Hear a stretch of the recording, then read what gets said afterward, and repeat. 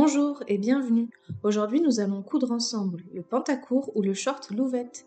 Si vous n'avez pas le patron, rendez-vous sur la boutique, les liens sont dans la description. Ce patron ayant plusieurs options de poches, de braguettes et de ceinture, je vous invite à utiliser le chapitrage dans la description pour naviguer entre les options qui vous intéressent. Commencez par découper toutes les pièces nécessaires à la version que vous souhaitez réaliser. Surjetez et entoilez les pièces nécessaires selon les indications du livret d'instructions. Vous êtes prêts pour la couture. Pour réaliser cette poche, vous devez avoir découpé vos devants selon la ligne de découpe prévue sur le patron. Assemblez le sac de poche le long de l'ouverture de la poche, endroit contre endroit. Piquez au point droit à 1 cm.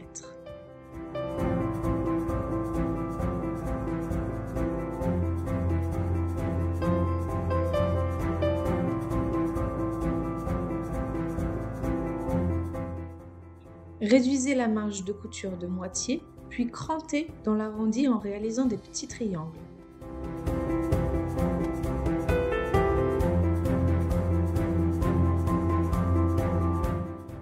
Au fer, plaquez les marges de couture vers la poche et rabattez la poche sur l'envers du devant. Réalisez ensuite une surpiqûre le long de l'ouverture de la poche. Cette surpiqûre peut être réalisée dans un point décoratif.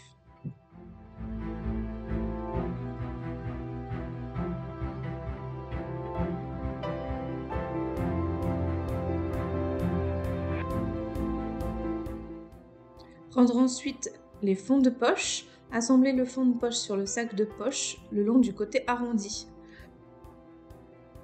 Piquez à 1 cm, puis surjetez le bord, faisant attention de ne pas prendre votre devant.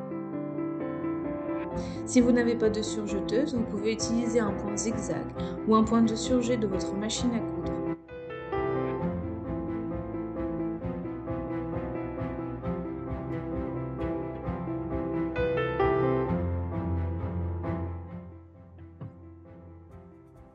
Positionnez correctement vos poches sur le devant et épinglez-les.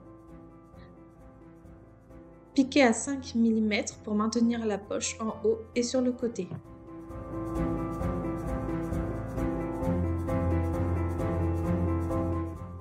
Vérifiez la symétrie de vos poches. Bravo, vos poches cavalières sont terminées. Assemblez le rabat de poche et la doublure de poche endroit contre endroit sur la partie basse, celle qui est pointue.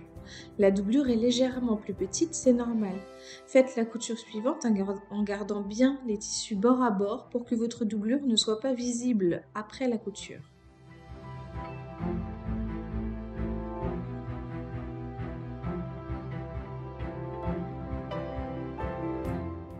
Piquez à 1 cm les côtés ainsi que la pointe en bas.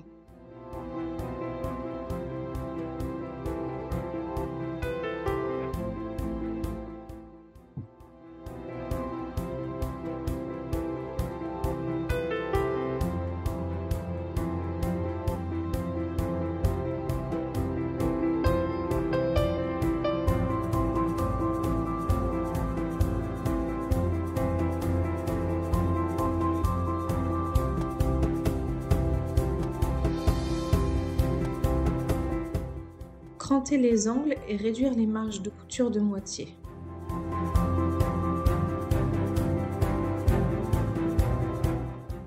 Retournez les rabats de poche sur l'endroit en faisant bien ressortir les angles ainsi que la pointe. Repassez pour bien mettre en forme. Assemblez les rabats endroit contre endroit sur les jambes dos en le positionnant sur la ligne la plus basse. Le rabat est placé vers le haut.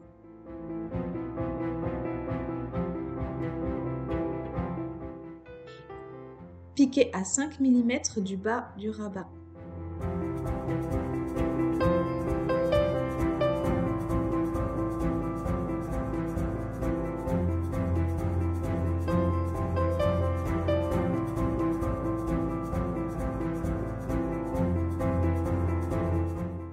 Si votre tissu s'effiloche, n'hésitez pas à recouper les effilochures sur le bas du rabat.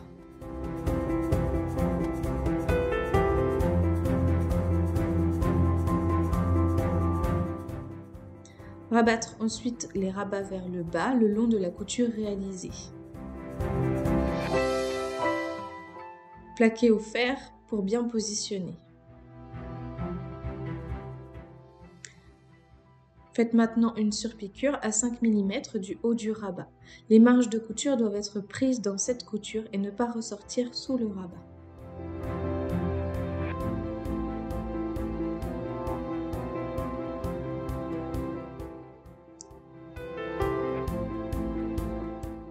Fixez maintenant un bouton décoratif sur chaque rabat.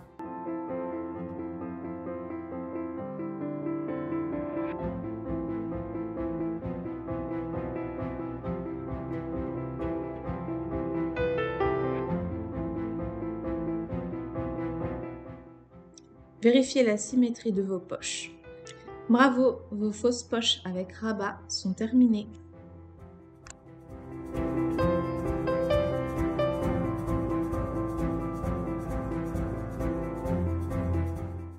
La braguette réalisée ici est pour un modèle mixte ou garçon. Les notions de droite et de gauche sont toujours considérées vêtements portés. Pour cette version, vous devez avoir découpé un pont et l'avoir entrelacé. Épinglez le pont sur la jambe devant gauche, endroit contre endroit et piquez 1 cm. Épinglez les jambes endroit contre endroit depuis l'entrejambe jusqu'au bas du pont.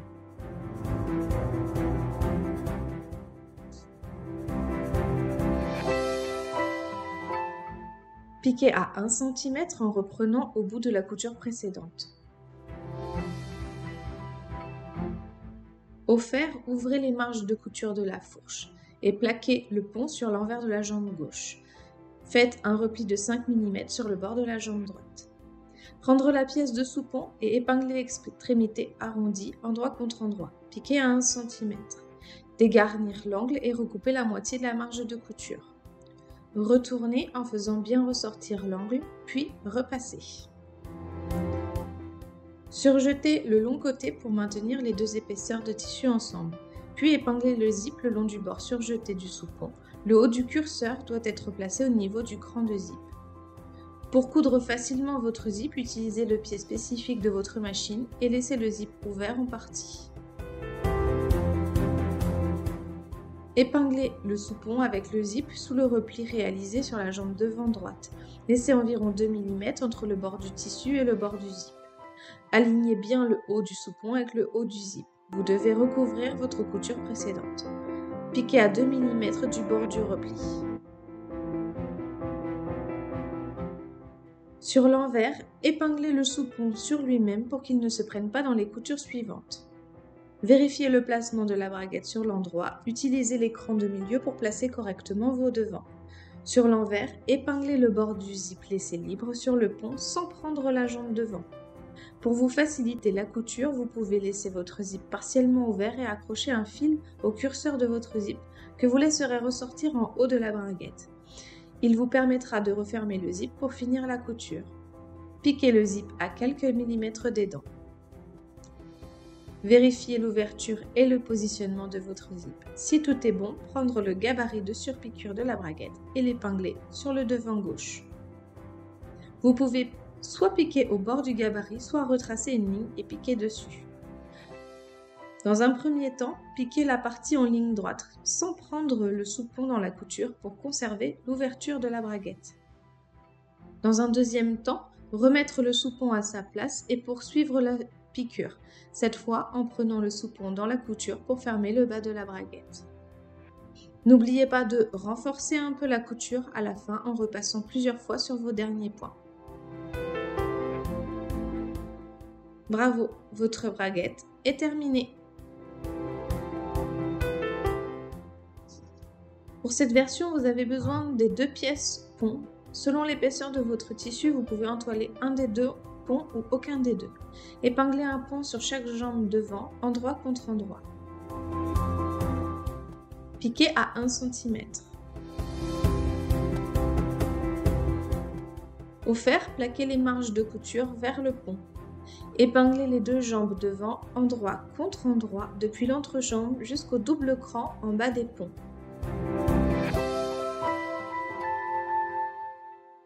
Piquez à 1 cm. Au fer, ouvrir la couture de la fourche. Rabattre les ponts du côté souhaité, ouverture à droite, vêtement porté pour un modèle mixte ou garçon. Épingler le pont avec la jambe devant gauche pour le maintenir en place et permettre l'ouverture du pantalon. Sur l'endroit, épingler le gabarit de braguette sur cette jambe. Vous pouvez piquer directement au bord du gabarit ou retracer une ligne et piquer sur la ligne. Dans un premier temps, piquez la ligne droite en prenant uniquement la jambe gauche et le pont, jusqu'à la moitié de la hauteur de la braguette. Dans un deuxième temps, épinglez le gabarit avec le pont du devant droit également, puis terminez la surpiqûre de la braguette. N'oubliez pas de renforcer un peu la couture de fin en repassant plusieurs fois sur vos derniers points.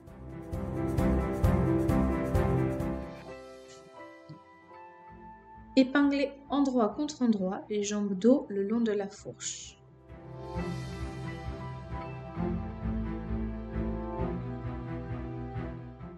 Piquez à 1 cm.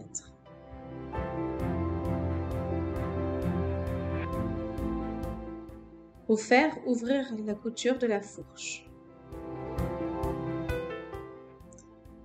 Épinglez endroit contre endroit le devant et le dos au niveau de l'entrejambe. Faites attention à bien faire correspondre les coutures de fourche.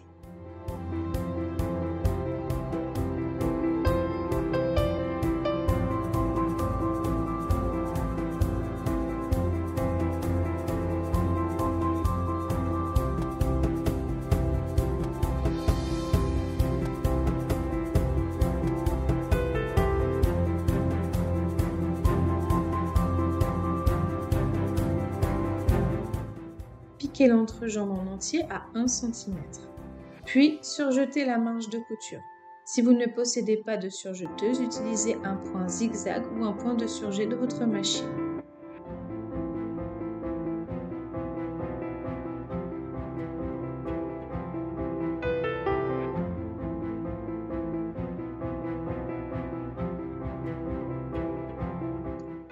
Au fer, plaquez les marges de couture vers le devant.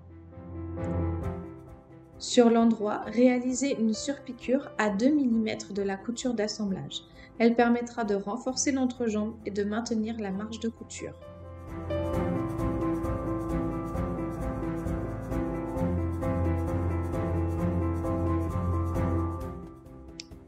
Épinglez endroit contre endroit les côtés des jambes.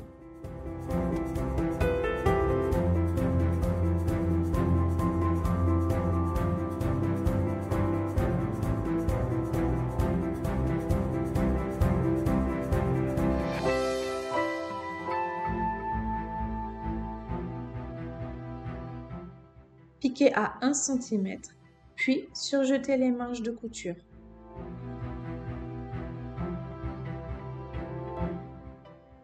Au fer, plaquez les marges de couture vers le dos.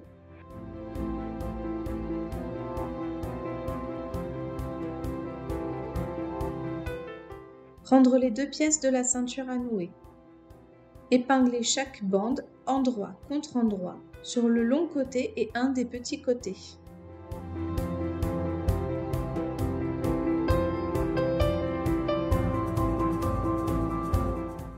Piquez à 1 cm sur les côtés épinglés.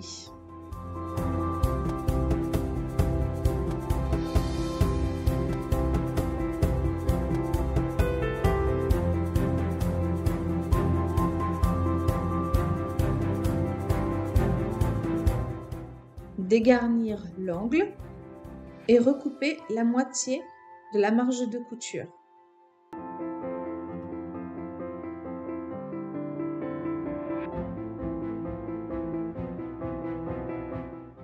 Retournez les ceintures sur l'endroit à l'aide d'un outil ou d'une épingle à nourrice. Puis les repasser soigneusement. Prendre les pièces de ceinture devant de la ceinture extérieure, ceinture non entoilée. Épingler chaque ceinture sur un des devants de ceinture. Épingler sur l'endroit entre les repères. Piquer à 5 mm pour maintenir.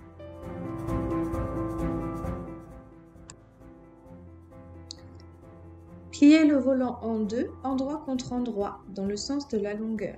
Épinglez les 2 petites extrémités. Piquez à 1 cm. Crantez l'angle et dégarnir la marge de couture.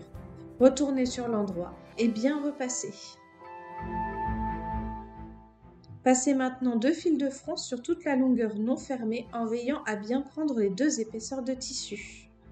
Allongez votre point au maximum, ne faites pas de point d'arrêt et laissez suffisamment de fil en début et fin de couture. Je vous conseille de réaliser une ligne à environ 4 mm et la deuxième à environ 8 mm.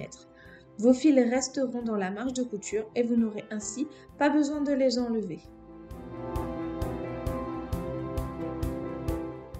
Les instructions de montage données ici sont pour le cas d'une braguette mixte. Les notions de droite et de gauche sont considérées vêtements portés. Épinglez les petits côtés de la ceinture dos avec les ceintures devant endroit contre endroit, d'une part avec les pièces entoilées, ceinture intérieure, et d'autre part avec les pièces non entoilées, ceinture extérieure. Faites bien attention au sens des ceintures devant. Vous devez avoir 2 assemblages symétriques entre la ceinture intérieure et la ceinture extérieure. Si vous souhaitez mettre un élastique à boutonnière, laissez la couture ouverte entre les crans sur la ceinture intérieure, ceinture entoilée. Piquez à 1 cm. Ouvrez les marges de couture au fer. Si vous avez laissé des ouvertures, surpiquez-les sur l'endroit à 2 mm de l'ouverture de chaque côté.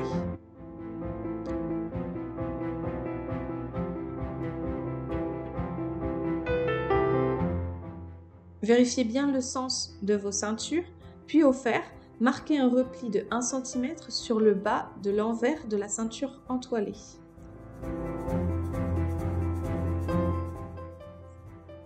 Si vous souhaitez ajouter un volant effet paper bag, positionnez-le sur votre ceinture extérieure non entoilée à 1 cm de chaque extrémité en ajustant la longueur de vos fronces. Aidez-vous du cran de milieu dos et de milieu de devant. Piquez à 5 mm pour maintenir le volant sur la ceinture.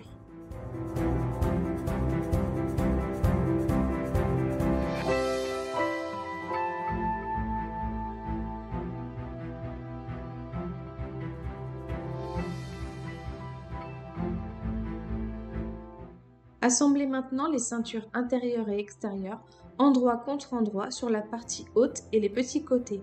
Attention à bien garder les plis de 1 cm sur la ceinture intérieure.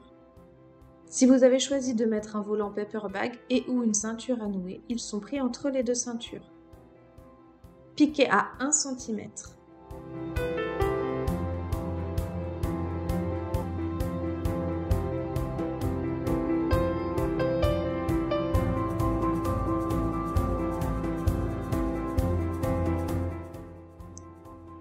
Dégarnir les angles et recouper la moitié de la marge de couture.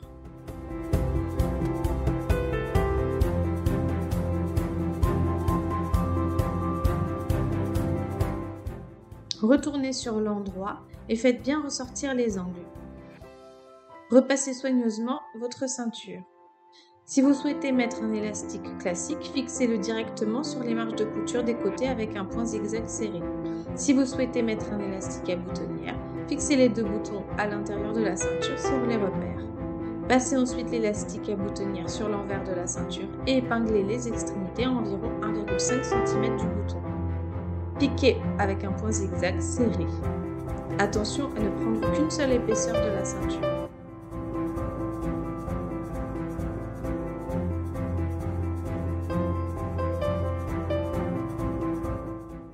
Épinglez la ceinture sur le pantalon endroit contre endroit, côté ceinture non entoilée et non repliée. Faites bien correspondre les coutures de côté et le milieu dos.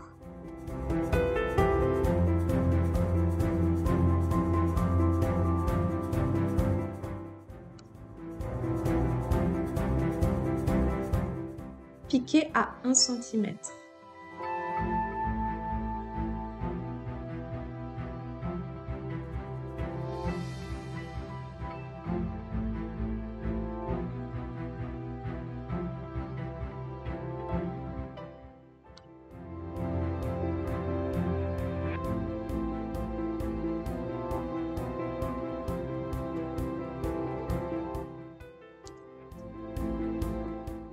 Rabattre la ceinture sur l'envers du pantalon grâce au pli marqué précédemment. Épingler soigneusement.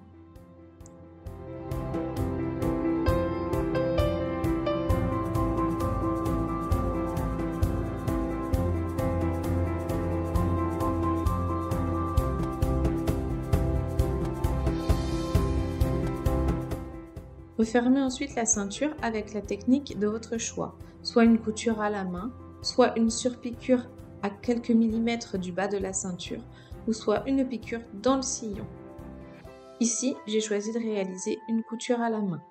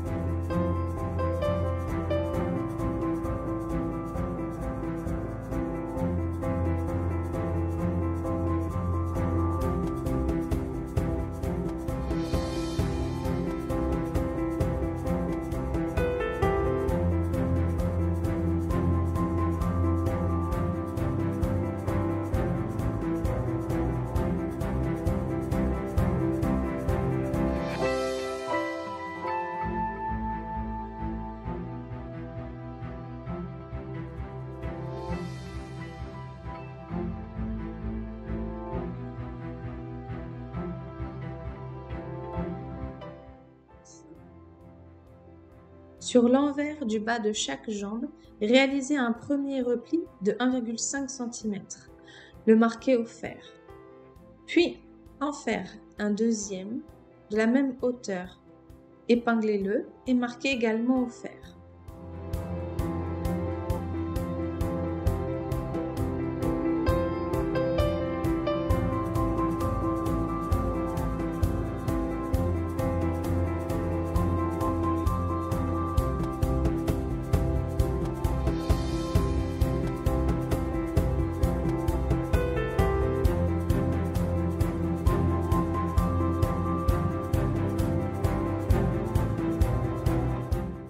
Piquez votre ourlet sur l'endroit à environ 1,2 cm.